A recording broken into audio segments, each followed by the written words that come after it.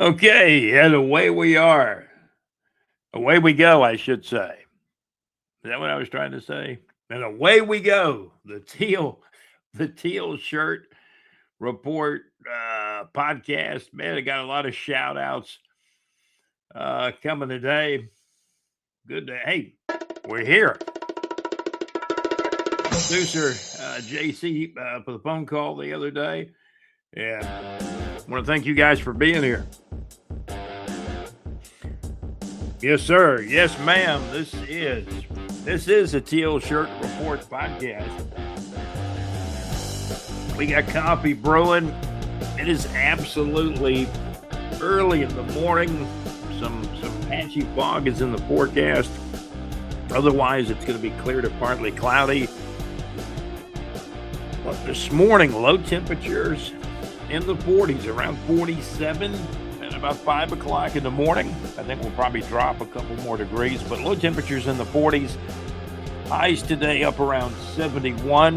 In North Florida, should be dry. No mention of any kind of rain. College football, what do we call it? Round one? It's kind of in the books. Jaguars play in Denver today on Sunday, December the 21st. That's right. Jacksonville Jaguars. Jacksonville Jaguars playing in Denver.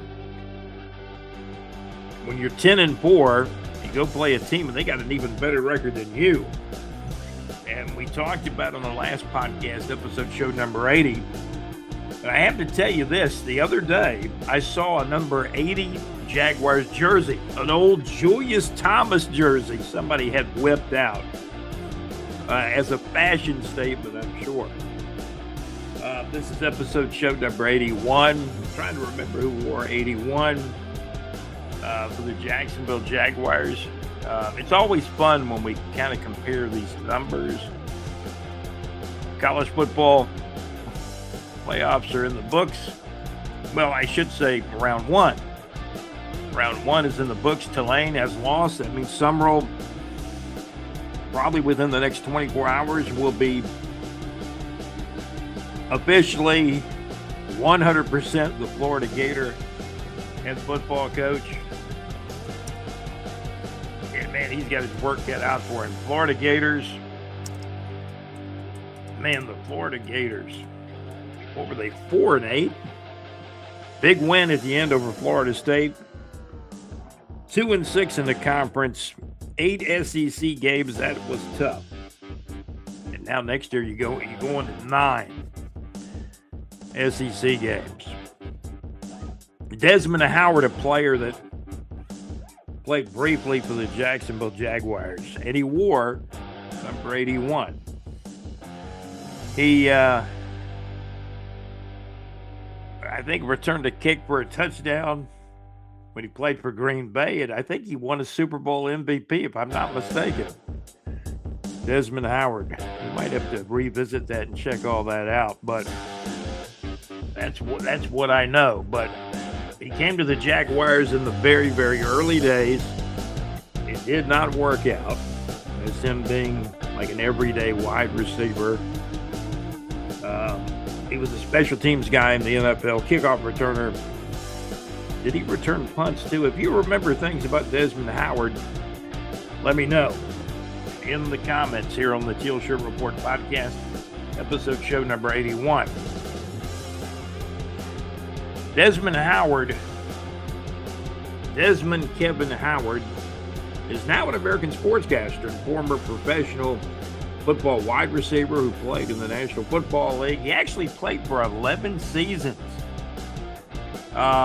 Played college football in Michigan for the Wolverines, winning the Heisman Trophy in 1991, which for me personally was a pretty good year.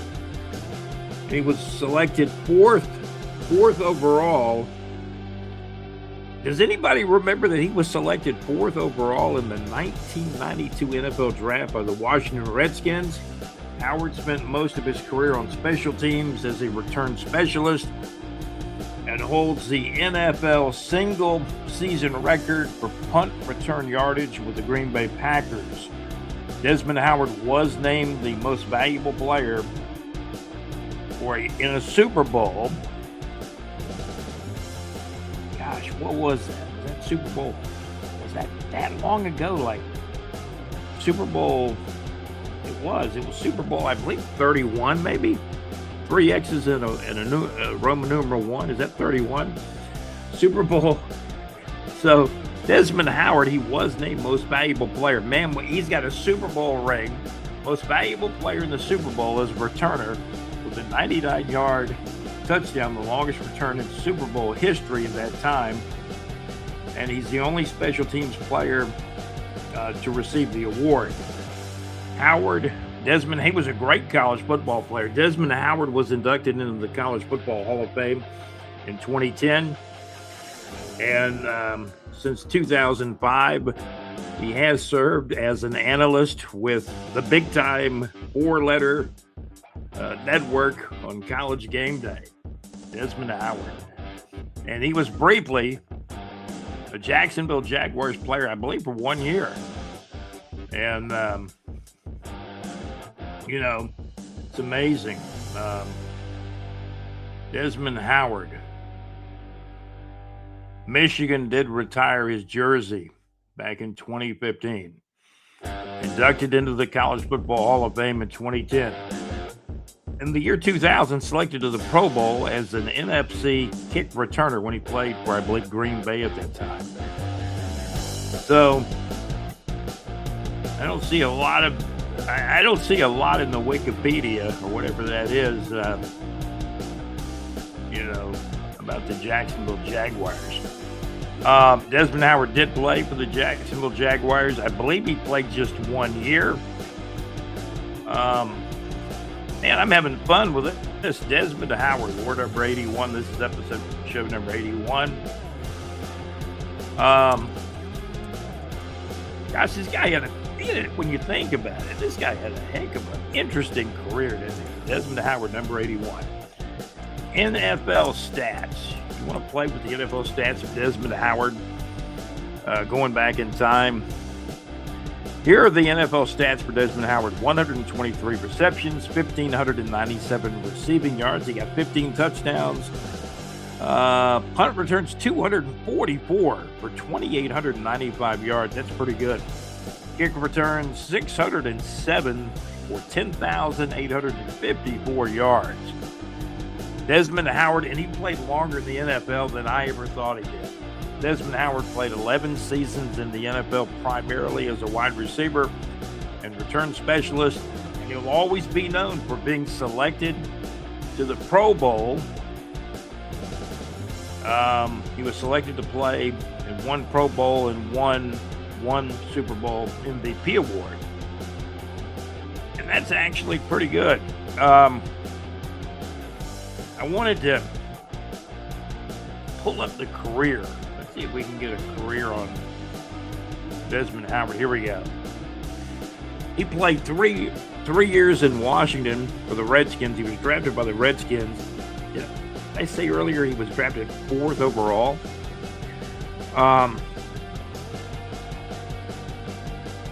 His career really didn't pan out as a wide receiver, to be a star wide receiver. This guy was a kickoff return specialist, won a Super Bowl MVP. But I mean, when it was all said and done, he played 11 years. 11 years. And he played for the Jaguars.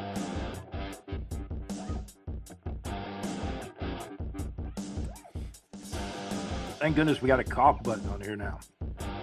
Man, so bear with me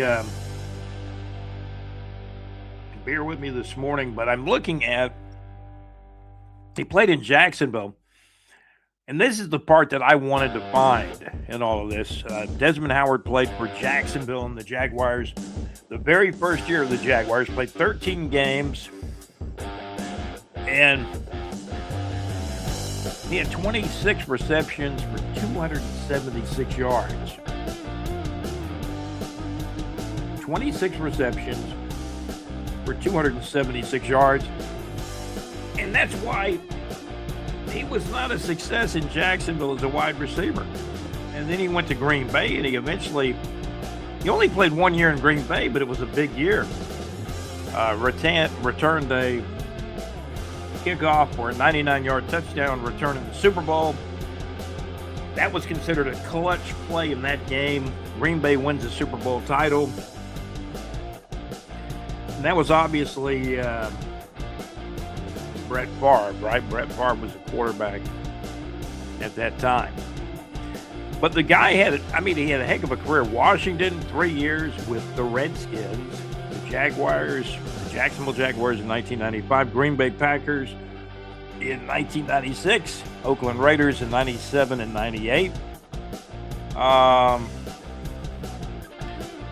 Green Bay again in 1999 trying to restore the magic, but he didn't play much. Ended up playing a couple of years in Detroit. And that was it. But 11 years, that's the NFL retirement. He's getting the NFL retirement, got a Super Bowl ring, got an MVP. Man, this guy was living right. And now he's an analyst with the four-letter network. So I apologize for spending so much time on Desmond Howard, but I thought it was truly kind of interesting. I really did. College football playoffs. I got it on the screen. College football playoff, 8 teams left now. Ole Miss defeated Tulane 41-10. Alabama.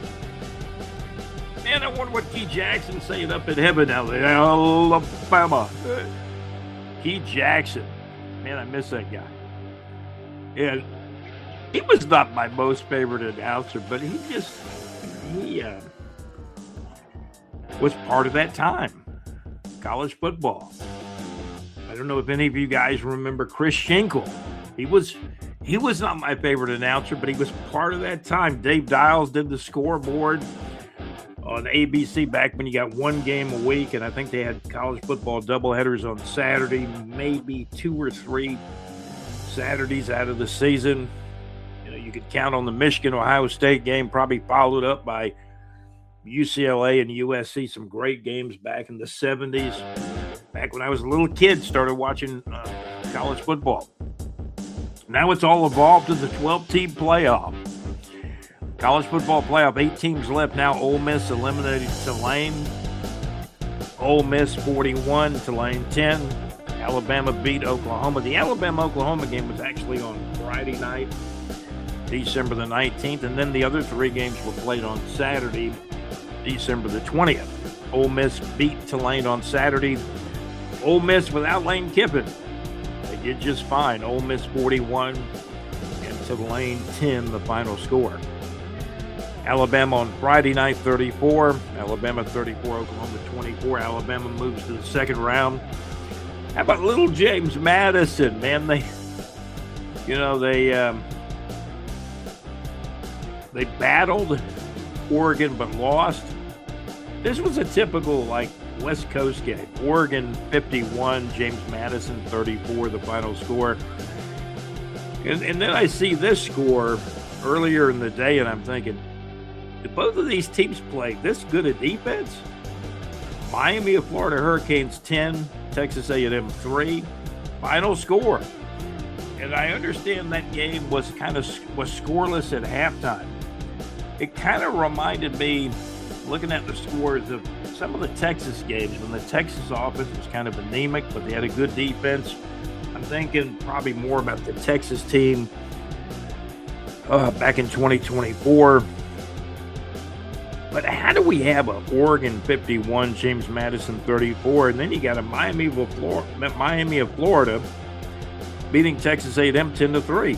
Miami of Florida Hurricanes 10, Texas A&M Aggies 3. So you got 4 winners this weekend. Ole Miss moves to the second round. Alabama moves to the second round, and they will play in the second round.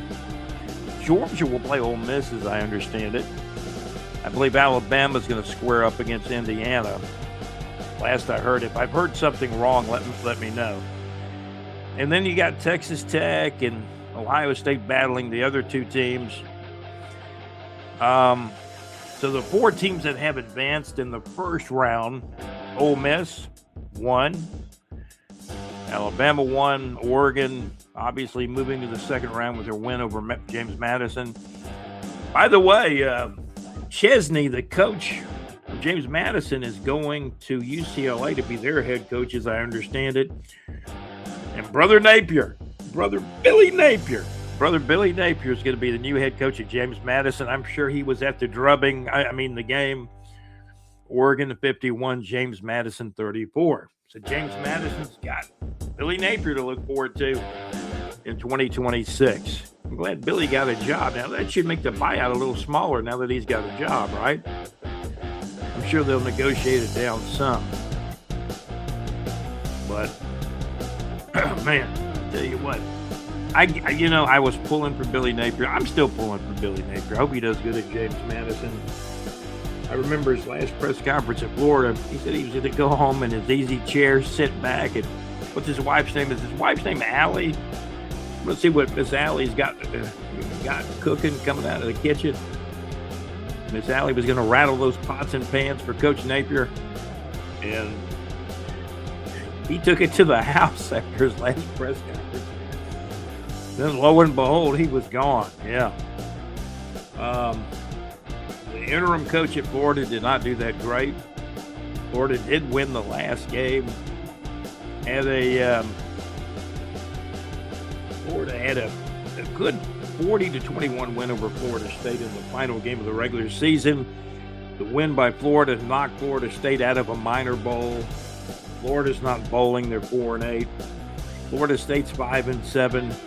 Could you people have even imagined, 20, 30 years ago, when Florida State were battling every year, probably most years both of them were in the top 10 when Spurrier was the coach and Coach Bobby Bowden. And now you got two teams finishing up: Florida 4-8, Florida State 5-7. Coach Mike's back again, at least for one more year, right? Mike Norvell. I think he's a good coach. We saw spurts of it where Florida State upset Alabama the very first game of the season. Then they blew out Wake Forest later on in the year. They were up and down for whatever reason. Injuries, maybe. College football is like, it changes from week to week. College football is in a microwave oven now. The running back from Florida, Baugh, I hear he's going to enter the portal. Did he enter the portal? What is the latest on Baugh? Let me see if I can find something out now. I wasn't going to get into a lot about college football, but we now know that Sumrall, of course, we've known for several days that Sumrall would be the Florida Gator coach, and now his season at Tulane is officially over.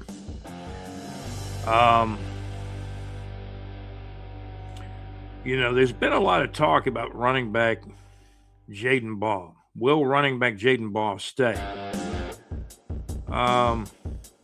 We kept hearing he was going to enter the portal. Then we heard a lot of Florida people say, we got to ante up some money for the NIL.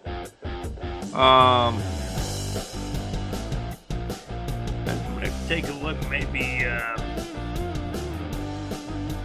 I don't even know the latest. I quit kind of keeping up with it. Some of what's going on with Jaden Baugh. When a guy gets over 200 yards rushing and helps to beat Florida State, you want to keep this guy. There's players leaving, obviously. The NIL, the transfer portal is the key thing, I think, now at this point. Of course, players are getting paid. So the latest I've heard is, can UF coach John Sumrall, can he convince star sophomore running back Jaden Baugh to stay another year? But I kept hearing earlier in the year that Jaden Baugh, the first 1,000-yard rusher for the Florida Gators since Kelvin Taylor in 2015, could wind up leaving the Florida Gators for Texas. That's one of the rumors, according to sources. Did Baugh have a $1.5 million offer on the table from Ohio State and Georgia? They like this kid. He's a hard runner. He's a bright spot in just a dismal Florida Gator season. But man, this is why the transfer portal is ruining college football. I mean, a young kid, like when I was a young kid, Jaden Baugh becomes a star, and then he's going to leave. He's going to take the biggest offer, whether it's to stay in Gainesville, go to Texas, Ohio State, Georgia, the cream of the crop programs. What's your opinion? I mean, the transfer portal, if it's not NIL, the transfer portal just seems to me like it's killing a lot of aspects of college football. And that's just my opinion. We got the playoff scores on the board here. Am I out of coffee already? Still pumping out some coffee. I got a mixture of coffee going. It's not as good as usual. It's not bad. It's not bad, JC. It's not bad. What I'm going to do is just get another cup together, give you guys a little bit of music, let you check the scores on the screen, and I'll be right back, okay? I'm going to go get some more coffee. What's this world coming to? Can't you believe Ole Miss spanked them? Ole Miss 41, Tulane 10. My goodness. Let's get some coffee. Coffee boy.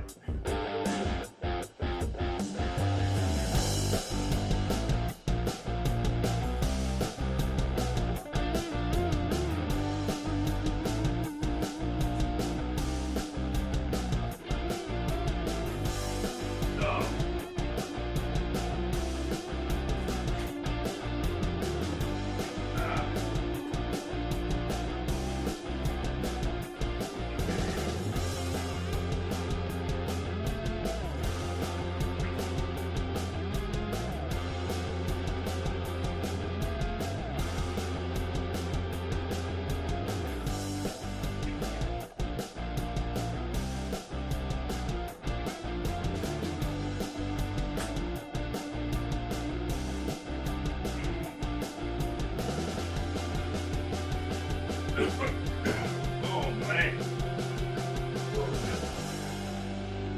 Woo.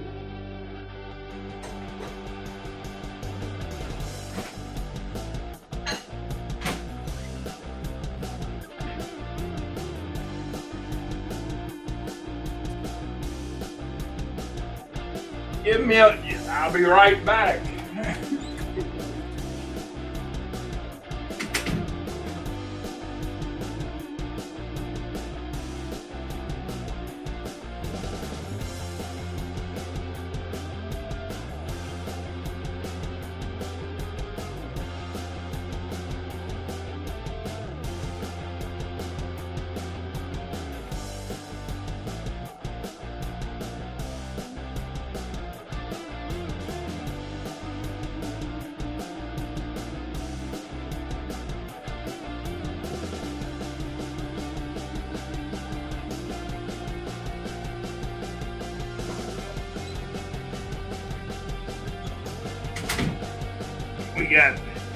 We got some fresh coffee brewing right now.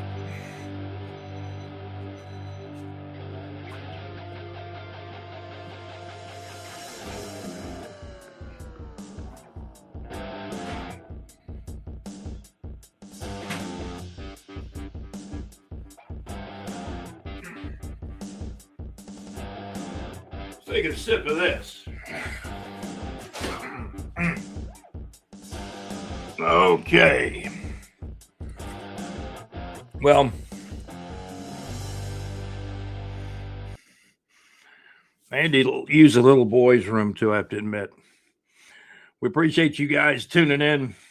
We got more coming right up.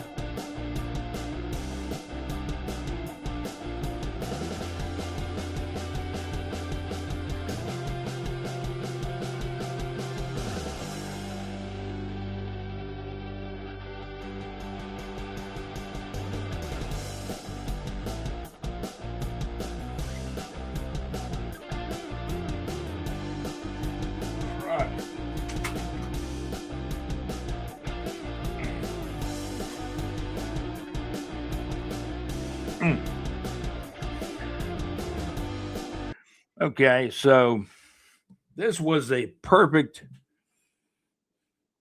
I should have hit that cough button, right? Okay, I think we're back on it with the mic. I finally figured out how to use the cough button, kind of how to pause the mic and all of that. This was a perfect example of terrestrial radio. Back in the day, we're playing records, giving sports scores, doing the news, the weather, all that good stuff. And then, man, we're making coffee. So you put a record on, you put on an Elvis Costello record, JC, or in most cases, it might have been Paul McCartney or I can think of Steely Dan. I went to the Steely Dan show back in 2013 at the St. Augustine Amphitheater, a bucket list event for me, no doubt about it.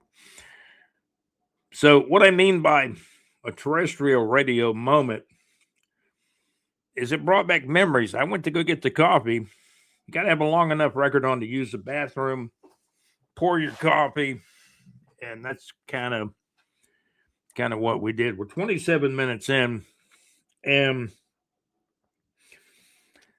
I really need to mention the sponsors, Saucerility and Capital. After all that dead air, let's mention the sponsors, Saucerility and Capital of MadMaxMix.weebly.com. Man, Max has a great show on Wednesday nights, and he'll play Steely Dan for me, Atlanta Rhythm section.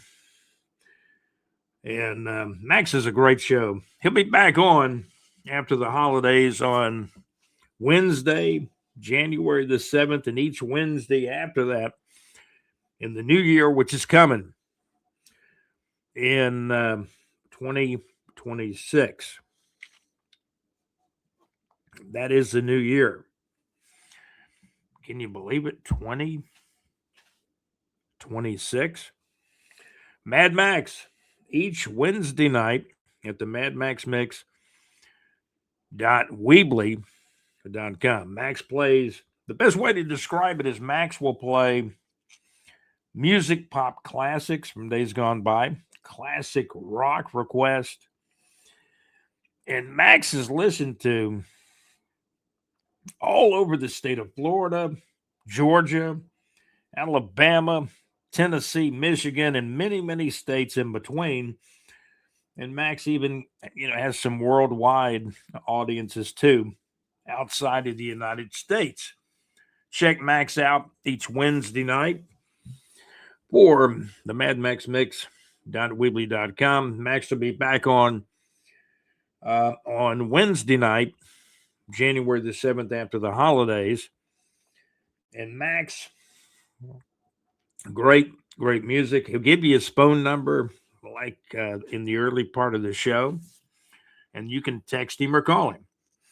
JC is a show the very next night on Thursday nights, getting underway at 6 o'clock Central Time, 6 o'clock p.m. Central Time, 7 o'clock p.m. Eastern Time. JC live from the pub at LakeUpAllTheHits.com. And he plays requests too. Does it a little bit differently. There's a chat box at LakeUpAllTheHits.com. You click on the arrow, you'll see the chat box at the bottom of the screen. And you can send messages to JC like I do. JC actually played Gordon Lightfoot Sundown for me a few weeks ago. And he's got a great show. LakeUpAllTheHits.com. And it's basically 24/7 radio. When JC's not on Thursday nights, or I should say when he's not on Friday through Wednesday, LakeUpAllTheHits.com is still pumping, still going on, just like the MadMaxMix.weebly.com. Check out JC's show live from the pub on Thursday nights at LakeUpAllTheHits.com. Mad Max on Wednesday nights going to be a great New year in 2026 of Mad Max's shows on Wednesday night, the madmaxmix.weebly.com. Mad Max on Wednesday nights, JC live from the pub on Thursday nights at lakeufallhits.com. Great internet radio where it's all good. If you look at the ticker on the bottom of our screen, if you're watching on YouTube, and by the way, we're on audio platforms too, where we got well over 12,000 listens all time on audio. But if you're on YouTube and you're looking at the bottom of the screen, you'll see the ticker. It's got the madmaxmix.weebly.com and Max's Wednesday night request show. We're also sponsored by Lake Eufaula Hits and JC's live from the pub show on Thursday nights. So bear that in mind. The Teal Shirt Report podcast is brought to you by Saucer Realty and Capital. Also, my good friend Larry Saucer, went to school with Larry, and Larry has a real estate company, and he's selling homes in Gainesville, Lake City, Jacksonville, and surrounding areas, Live Oak. Might sell a property in Mayo or somewhere, but Saucer Realty and Capital, and Larry's a great guy, as honest as they come. One time I was saying, back when we were kids, I said, man, Larry, you ought to get into politics, man. And then I thought later on, nah, Larry might be a little bit too honest for all that. But great real estate guy. He won't lead you astray. And you can contact Larry. It's easy to contact Saucer Realty and Capital. Go to our website at bigjreport.com. Scroll our homepage. And when you find the North Florida weather report, you simply will find Saucer Realty and Capital either in the middle of the weather or toward the tail end of the weather. So we got our coffee. Coffee's not bad. You're on the Teal Shirt Report podcast, episode show number 81. I was, is it good to say tweet? I guess you can't say tweet. Well, I was up Xing on the X.com, formerly known as Twitter. Weather capsule, some patchy fog, otherwise clear to partly cloudy in North Florida. High today, 71. Low in the morning and late at night in the 40s. We're looking for a low around 41. I believe we've gotten down to 47 so far this morning, a little bit earlier. Winds, not too much wind. Calm winds becoming north. Winds becoming north at about 3 to 7 miles per hour. So it's going to warm up in the afternoon to around 71. But late at night and in the morning, low temperatures in the 40s the next couple of days. Some patchy fog, not out of the realm of possibility this morning. College football playoff contrast in games. A 10-3 game that Miami won over Texas A&M. Texas A&M led the SEC from the beginning till almost the end. And then they lost to Texas, and now they've lost to Miami. What do the Texas A&M fans say now? They go 11-0, then they lose to Texas and now lose their playoff game to Miami 10-3. Were those defenses that good? The Miami of Florida Canes 10 and Texas A&M 3. Oregon Ducks 51, James Madison 34. The Ole Miss Rebels without Lane Kiffin, Ole Miss 41, Tulane 10 a final. And again, after a scoreless first half, the Miami of Florida Hurricanes surprised some people. Miami of Florida 10, Texas A&M 3, a final score on Saturday, December the 20th. Last I checked, the Icemen were 13-13. Should I check East Coast Hockey League stuff? Probably should. You're on the Teal Shirt Report podcast. And I do appreciate all of you guys tuning in. 13-13, that was the record of the Jacksonville Icemen after they lost to Atlanta, the Gladiators 3-2 up in Duluth. They may have played another game No, I think they're done for the holidays. JC, like you and Mad Max, they're kind of done for the holidays. The Jacksonville Icemen, 26 games in, 13-13 on the 2025-26 season. And we're all getting ready for 2026. The Wheeling Nailers are 20-6 and one overtime tie. They got the best record in the East Coast Hockey League. The Wheeling, I believe, Wheeling, West Virginia Nailers, 26-1. Florida Everblades from South Florida, 18-6-1. Atlanta Gladiators having a better year than they've had in a while. The Atlanta Gladiators just beat the Icemen up in Duluth. That's where they play their games, up in Duluth in North Georgia. The Atlanta Gladiators, 24 games in, and they are 18-6. Pretty darn tough. South Carolina Stingrays are 17-10-1. The Icemen have struggled some. Not bad being at 500 at 13-13, but it's very uncharacteristic of Iceman teams we've seen in the past few years. At least we're not like Orlando. The Orlando Solar Bears are 8-14-2. 8 wins, 14 losses, and 2 ties. So that's a little bit of a look at the East Coast Hockey League playoffs. Looks like the Icemen are finished at least until after Christmas with a record of 13-13. We're going to talk about the Jaguars playing in Denver today on Sunday, December the 21st. Before we talk about the Jaguars and the Denver Broncos in Denver today, let's do this. Let's pull up some high school football stuff that we got. And we got all the scores up on the website at bigjreport.com. High school football state championship scores for North Florida, Central Florida, South and Western Georgia are up on our site now at bigjreport.com. Congratulations to Rains in Jacksonville on winning a state championship, a 3A title. Lake Mary with an unbelievable come from behind. They had a Doug Flutie pass at the end of the game where the wide receiver, I think, caught the ball down around the 3-yard line and actually broke a tackle and got into the end zone. And Lake Mary completed a 28-27 win over Vero Beach to win the state title. Rains' come from behind win was almost as dramatic, a 23-22 win over Miami Northwestern. Carver up in Georgia, 24-7 win in their game.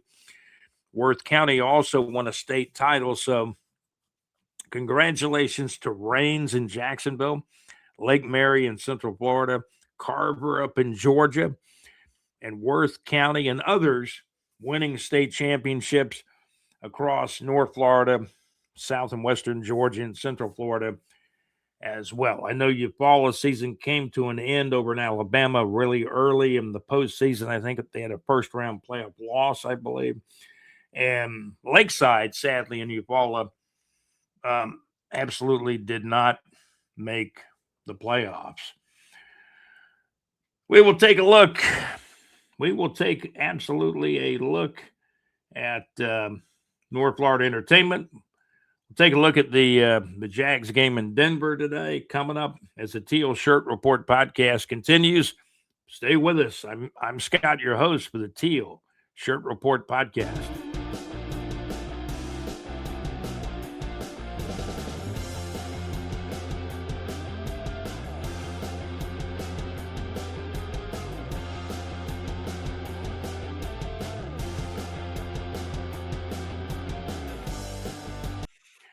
Okay, I promise you, we are going to take a look at the Jaguars. I actually do want to take a look at North Florida Entertainment, some concerts coming up, because I went JC. I'm talking about our executive producer, JC. I actually went through the concert calendar in the Neighbors 2 section at bigjreport.com. We made an effort to update some of it. It's not always completely updated, but we did our best. Let's take a look at some concerts in North Florida, shall we? And by the way, I like to talk about the Mad Max Mix at Wibbly.com when we talk about concerts. Max loves to talk about music. Max is a big Georgia Bulldog football fan, too, and Georgia is in the Final Eight. I mean, we could do a whole podcast on, is Alabama and Georgia going to meet for a third time? Could they meet in the championship game? You guys let me know in the comments.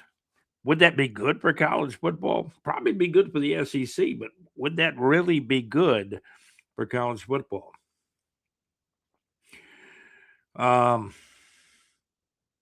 Alabama beat Georgia, I believe, in the regular season. Georgia wins the SEC championship game over Alabama, and now could they possibly meet for a third time in the playoff down the road? Would that be the title game? If both teams win 2 more games, we'll see what happens. Concerts, and by the way, make sure you tune in and listen for Mad Max.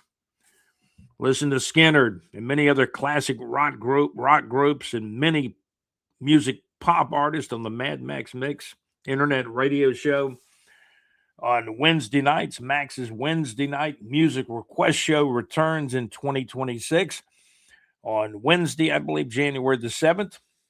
The MadMaxMix.weebly.com. Mad Max's the Mad Max Mix internet radio show from 7 o'clock to 9 o'clock p.m. Eastern Time. That's 6 o'clock until 8 o'clock p.m. Central Time, and can be accessed at madmaxmix.weebly.com. Now, we make it simple for you. You go to bigjreport.com, scroll our Neighbors 2 section, and you'll find a link for the madmaxmix.weebly.com and Mad Max's show on Wednesday nights at madmaxmix.weebly.com. Checking concert shows coming up in North Florida and surrounding areas. Three Dog Night was in Columbus, Georgia, several days ago. I guess a couple of weeks ago now. About 2.5 weeks ago, Three Dog Night was in Columbus, Georgia. That was at I believe they call it the River City venue or something like that up in Columbus. But Three Dog Night is playing all over the place in Florida, Georgia, and even surrounding states.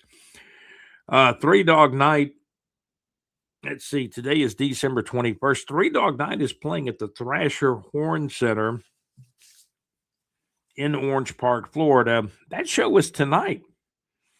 Three Dog Night performing in Orange Park, Florida tonight on Sunday, December the 21st of 2025 at 7 o'clock p.m. at the Thrasher Horn Center in Orange Park, Florida, right here in Northeast Florida. Also, I found this show, JC, and I had to share it. We don't really talk very often about Barry Manilow. And I'm thinking back in our radio days, I don't even think we played hardly any Barry Manilow. I remember listening to radio stations when I was a kid. They played a lot of Barry Manilow back in the 70s. Barry Manilow is like, they didn't ever say he was 82, but I did the math on when he was born, and I believe he's right around 82. Barry Manilow, 82, still performing.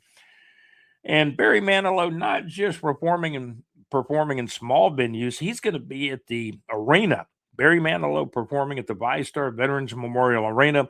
That's how big his following is. This could be his last show in Jacksonville. I'm just saying.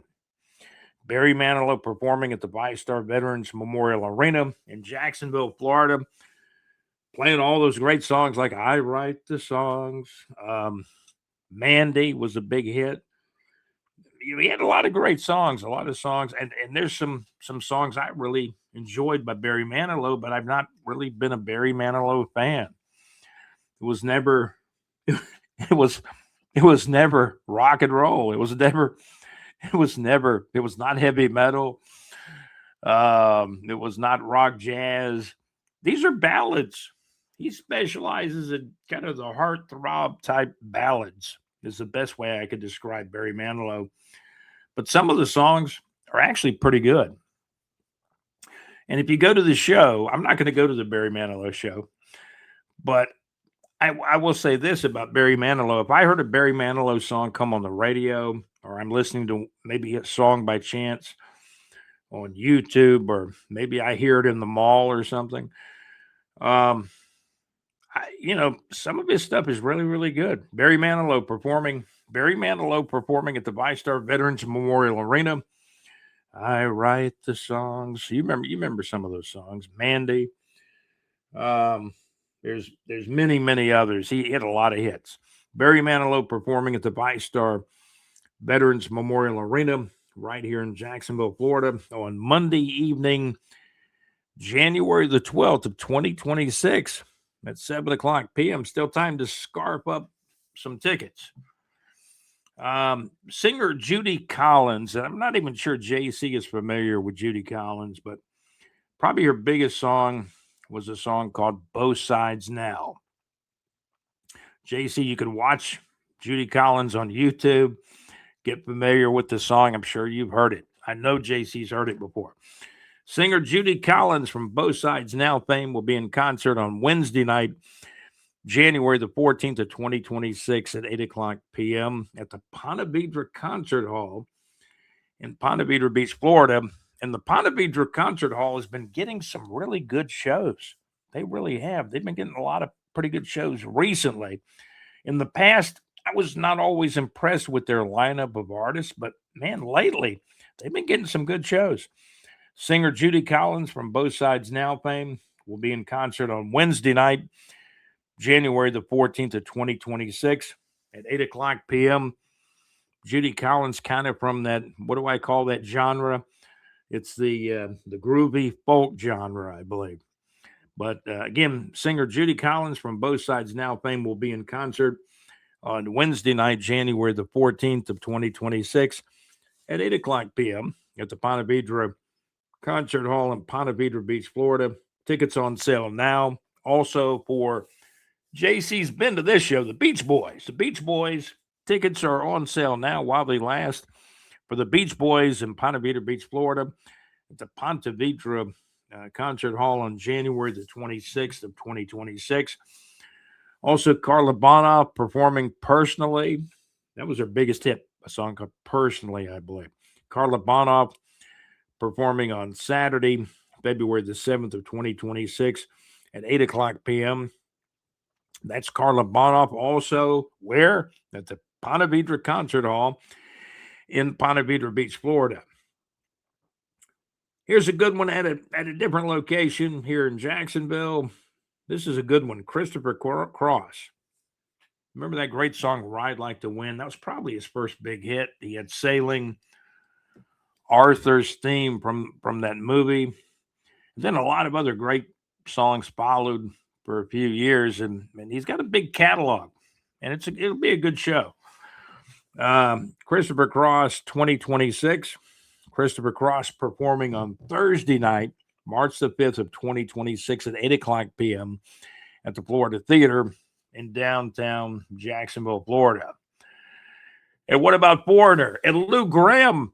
Man, they've had their feuds over the years, but Lou Gramm is going to be joining them, or rejoining them. You can't beat them, rejoin them.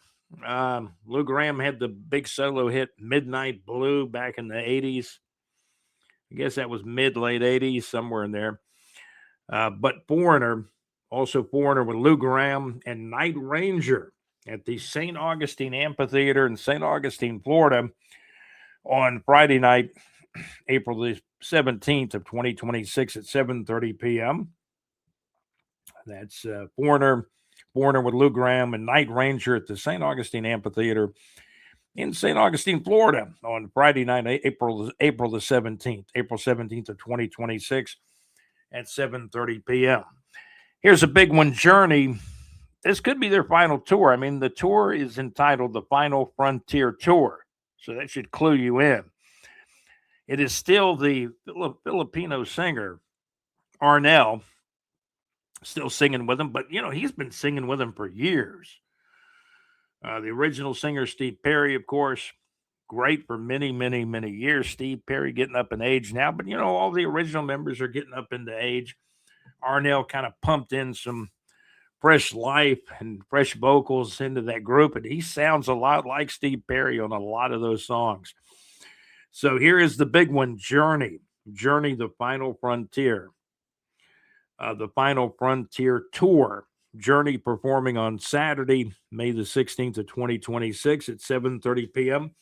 at the ViStar Veterans Memorial Arena right here in Jacksonville, Florida. Man, we're 51 minutes in, JC. What's up with that?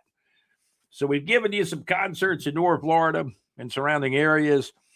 Talked high school football. You can go to our website at bigjreport.com, find the high school football scores on our homepage. Just keep scrolling. And now we're going to talk about the Jacksonville Jaguars. They just recently gave a new contract to Jacoby Myers, well-deserving. Gladstone made a trade. Was it about 6 weeks ago? He traded a couple of draft picks and picked up Jacoby Myers from the Raiders, who basically have abandoned the season. They have a terrible record. And the Jaguars now, I mean, let's face it, the Jaguars are absolutely a contender. Amazingly enough, right? Let me pull up the line on the Jaguars-Denver game today, because this game is being played today. Jacksonville Jaguars versus the Denver Broncos, and I believe it's a 4:00 game. Denver is they're not. I don't think Denver's Pacific time or West Coast time. I believe they're Mountain time out there. But we'll take a look at the. This game is today, actually, on Sunday, getting close to Christmas. Sunday, December the 21st. Of 2025 still. Mad Max will be back in 2026. JC told me he was on Thursday. And I'll be listening to JC on the next Thursday he's on, which will be after the holidays. And JC, I appreciate the Gordon Lightfoot Sundown you got on for me. I've got a song that I want you to play, but I'm not going to let you know until the day. But thank you for Gordon Lightfoot Sundown. Thank you for Elvis Costello a while back. What's that song I like by Elvis Costello? Accidents Will Happen. Boy, a great tune. On YouTube, you can watch a live version of that song. They're both good. And then the studio version's even better than the live song, but they're both really, really good by Mr. Elvis Costello. He does another song, JC, you might want to check out. It's called Oliver's Army. Oliver's Army, you can probably remember that from the early MTV days. And Elvis Costello's got a pretty nice and neat little catalog. And, Elvis Costello's been to Jacksonville before as well in concert. I've never seen him in concert, but certainly would love to. So we have talked some North Florida entertainment, music. Now let me pull up this line. By the way, JC, it looks like New York Joe may win our fantasy football league. I've interviewed him on the podcast before. I think Joe is kind of okay with another interview. We may be interviewing New York Joe soon. Maybe after he wins his fantasy league football title. New York Joe versus Team Bowen. We'll see what happens. Okay, the Jacksonville Jaguars will face the Denver Broncos on Sunday, December the 21st. The game will take place at Empower Field at Mile High in Denver, Colorado. Kickoff is scheduled for 4:05 p.m. Let's see. I'm going to see what our source thinks about this game. We all remember the game back in the late 1990s. When the Jaguars made the playoffs in year 2, I believe 96, and they went out to Denver, which would have been January of 97, after beating Bruce Smith and the Buffalo Bills. They went out to Denver and won. And I believe that was the order. The Jaguars beat Buffalo in the wild card game. Then they beat Denver in another playoff game, and then they lost in the AFC title game from the 1996 season, but those playoff games would have been in January of 97. Okay, here, I've got the latest line on the game. This game is in Denver. You got a football team of the Denver Broncos, 12-2, coached by Sean Payton. And the last 4 years, man, he has ever so gradually made this team better and better and better. The Broncos are 12-2. They're on an 11-game winning streak. Jaguars are 10-4 on a 5-game winning streak. And let's give you the line. Denver's a 3.5-point favorite. Our source likes Denver to win at home, cover the spread, and the total will go over. Could this get ugly out in Denver? But Denver is a 3.5-point favorite at home. Could it be a close game? Could the Jaguars pull a bit of an upset and keep their winning streak going? We'll see what happens. Kickoff today on Sunday, December the 21st at 4:05 p.m. We appreciate you guys kicking it around with us, putting up with the breaks when I went to, pour some more coffee. And go Jags. Go Jags. So I really I would actually like to take a look at the standings real quick. We'll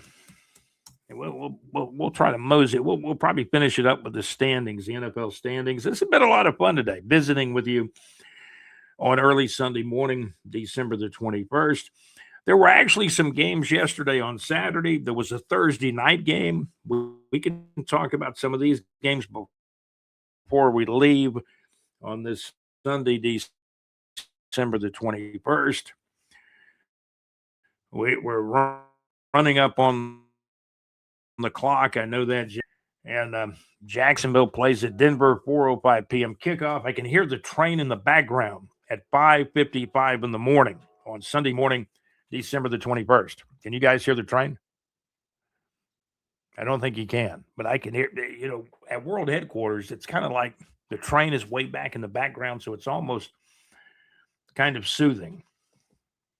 So we'll take a look at some scores. The Rams and Seattle locked up in one on Thursday. How about that? I didn't watch the game, but I saw the score. Seattle Seahawks won the game. Gosh, was that a 1-point game? A 1-point game on Thursday night. The Seattle Seahawks with a 38-37 win over the Rams. And the Rams had a halftime lead of 13-7 in that game, but Seattle came back, won the game. That was on Thursday night, December the 18th, kind of to start out this week in the NFL of games this weekend. But it was a Thursday night game. Seattle Seahawks 38 and the LA Rams 37. So that was a prime time, really, really good football game. So I'm going to check some other scores. The Eagles beat the Redskins. There were haymakers thrown in that game. I saw Tank Bigsby, former Jacksonville Jaguars running back, run for a touchdown. Saquon Barkley, yeah, he's healthy. Man, he actually turned loose a great run, I think, before the Tank Bigsby touchdown run. It's like Saquon ran the ball down the field many, many yards, and then Tank Bigsby ran one in for a touchdown as well. So Philadelphia, big convincing win over the Washington Redskins, or I guess they're called the Washington football team, or actually the Washington Commanders now. Seattle Seahawks 38, LA Rams 37 on Thursday night. Now, late in the year, we've got some of these traditional Saturday NFL games. The NFL doesn't care about the college football playoff going up against them. They're still doing good, in their games. Philadelphia Eagles 29, Washington Redskins 18 on Saturday, December the 20th. Chicago Bears, they might have the coach of the year of the NFC in Ben Johnson. Is that the guy's name, Ben Johnson? He was close to coming to Jacksonville, but he decided to go to Chicago. Chicago Bears 22 and the Green Bay Packers 16. Was that it? I think that was it. There were 2 Saturday games. There was not a third game. Okay. So it was Philadelphia Eagles, Big Bills, Philadelphia Eagles. Plays in our teal shirt report fantasy football league. Big Bills, Philadelphia Eagles. Philadelphia Eagles 29, Washington Commanders 18 was the final score. And the Chicago Green Bay game was a big rivalry. It was played on Saturday in Chicago. Chicago Bears 22, Green Bay Packers 16. And, everybody thought the Chicago coach was coming here, the new Chicago coach. He's a rookie head coach because he came from the Detroit Lions as the offensive coordinator. But the interesting thing about the Chicago Bears, they started out real slow, 0-2. Ben Johnson's the head coach. Ben Johnson, young guy, was born back in 1986. He's a professional football coach for the Chicago Bears, and they just beat the Packers. What's that thing they say at the Green Bay games? Let's go Pack or something like that, right? Am I saying it right? Okay, I'm going to pull up the standings. I do want to take a look at the NFL standings real quickly. JC's our executive producer. He's a big Buffalo Bills fan. Let's see how the time is working out here. JC, are we over an hour already? 1 hour, 1 minute, 56 seconds. Let's finish things up with the NFL standings. We're not going to do them all. We're just going to kind of take a look at some of what's going on. The Buffalo Bills are 1 game behind the Patriots.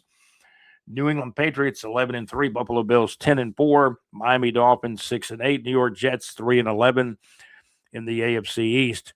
Pittsburgh Steelers lead the AFC North with an 8-6 record, and Baltimore's 1 game back at 7-7. Is now we're in the deep stretch of the NFL season. Everybody, counting this weekend's games, everybody's got like 3 games left, and that's it. Jacksonville Jaguars 10-4, leading the AFC South. Houston Texans on a winning streak of their own, 6-game winning streak. Jaguars have a 5-game winning streak. The Jacksonville Jaguars are 10-4. Houston is 9-5. Indianapolis Colts still in it at 8-6. Tennessee Titans having a horrible year at 2-12. Jaguars will play in Denver. The Denver Broncos have just about sewed up the AFC West. The Denver Broncos are 12-2. LA Chargers are 10-4. And the Kansas City Chiefs will not be going to the playoffs this year. Their quarterback is hurt. Patrick Mahomes is going to actually, I'm pretty sure he's done for the season. You know how when a player gets hurt and, they're not going to bring him back. He won't play anymore. If they'd have been in the playoff hunt, who knows? Maybe Patrick Mahomes plays with an ACL. I don't know. Probably not. But Kansas City Chiefs are 6-8. The Las Vegas Raiders are 2-12. Does anybody remember many, many years ago, 17 years ago, when Al Davis fired Lane Kiffin, who is now the LSU coach and probably the highest paid college football coach of all time, I'm thinking. Philadelphia Eagles in the NFC 10-5. They got the division sewed up. Look at the Cowboys, 6-7-1. How about them Cowboys? Washington Commanders 4-11. The New York Giants are 2-12. Philadelphia Eagles going to win that division. They're 10-5. Can you believe the Jacksonville Jaguars right now? They got a little bit of a better record than Philadelphia. That could change in Denver today. Philadelphia Eagles are now 10-5. Jacksonville Jaguars are 10-4. How about the Chicago Bears? They're 11-4. They started out 0-2, but now they're 11-4. They lead the NFC North with their rookie head coach, Mr. Ben Johnson. Ben Johnson's probably the coach of the year in the NFC, and maybe Liam Cohen's the coach of the year in the AFC, something like that. Chicago Bears 11-4. Green Bay Packers 9-5-1. Detroit Lions are 8-6. All 3 of those teams really still in it and alive for the playoffs. Tampa Bay, what about the NFC South? Is this a crock of baloney or what? Tampa Bay Bucks 7-7. Carolina Panthers 7-7. The Falcons, the Atlanta Falcons are 5-9, 2 games back. Saints have had a terrible year at 4-10. NFC West, this is one of the better divisions in all of football. Seattle Seahawks are actually leading the division. The Seattle Seahawks, a team that beat the Jaguars earlier in the season. Seattle Seahawks are 12-3. LA Rams 11-4. San Francisco 49ers 10-4. Cardinals aren't going anywhere. The Arizona Cardinals are 3-11. And I'll stick my tongue out, my teal tongue, and say, hey, we checked all the standings, JC. I want to thank my executive producer, JC. Also, Alex Nunnery on vacation somewhere up in the mountains is what I've heard. Maybe Alex Nunnery's back by now. JC, thank you so much for being our executive producer. as always. And Alex Nunnery, thank you. John Gaylor, our contributor and correspondent, special thanks to you. Shout outs for Ed Brown, Big Bill, New York Joe. Looks like he's going to win the Teal Shirt Fantasy Football League. This is the final weekend of fantasy with the Teal Shirt Fantasy Football League. Good luck to New York Joe and also Team Bowen. And all of you guys, if you're playing fantasy football and you're in the playoffs of fantasy football, make sure you change those lineups. Don't give your opponent an advantage. That's going to do it for the Teal Shirt Report podcast. I'm your host, Scott, and I'm out. I am out. Episode show. And we talked about Desmond Howard. He wore number 81 for one season in 1995 with the Jacksonville Jaguars. Desmond Howard. That's going to do it for episode show number 81. And you know, the next episode is going to be 82. That's going to be, we're going to mention Jimmy Smith in the next episode. That's going to do it for the Teal Shirt Report podcast. I'm Scott, your host. I'm out. Thank you for watching. Thank you for listening. Please, if you don't do anything else, hit that subscribe button. Subscribe to the Teal Shirt Report podcast like over 2,000 people have. Also, give us your comment about the NFL, college football playoff, music, or anything in general. Give us your comments in there's an area in YouTube where you can comment on our video in YouTube. So thank you so much for watching. Thank you for commenting. Thank you for subscribing. And hey, I got a thumbs up. If you can, like our podcast today as well. Episode show number 81, the Teal Shirt Report podcast. And man, you guys have a great day. Thank you for watching and listening.